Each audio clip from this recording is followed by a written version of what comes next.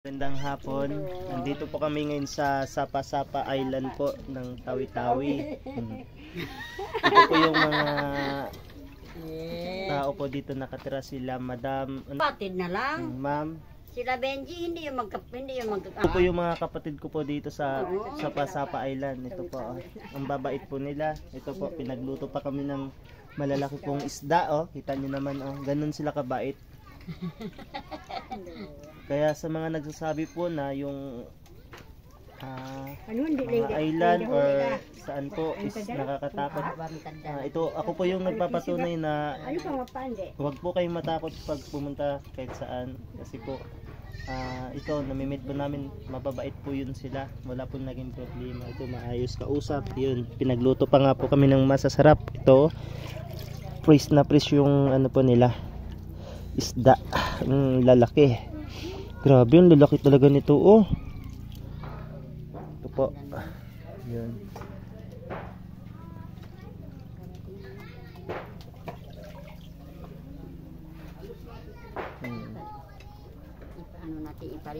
Ano pong gagawin yan? Ha? Sabaw? Ay, ano? Ano daw? Sugba. Opo. Ganyan yung sugba.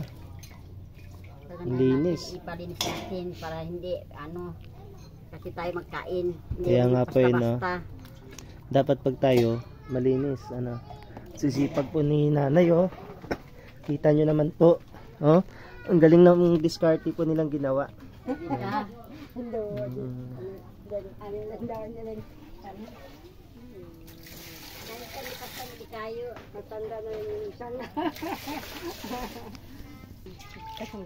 Ano yun? Hi. Ipapos mo doon. Hi. Mula. Kuya! Oh, kuya! Kuya! Nandito na siya magbibidyo. Akala ko sino magbibidyo. Magyayabang yan sa mga kaibigan niya, na yung mga kaibigan niya hindi nakatikip. Doon sa mahirap daw sila. Mahal yung sabi ng mayaman. Mahal ko na. May bilihan ba dito na beer? Ano beer? Beer?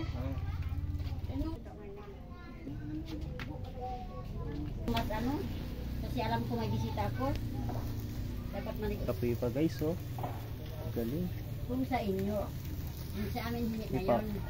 Kasi kung kayo magkain ng lang, hindi na kayo magpaganda, hindi na kayo magpasarap, basta magkakain, okay na. Nadadalas na sa punta natin dito nito pagka ganito. Kaya nga, guys, oh, ang galing nila, oh. Ito na ka pala ng picture. Kung sa inyo, pasarapin natin. Yun, ang sarap. Luto na agad, ang bilis, ah.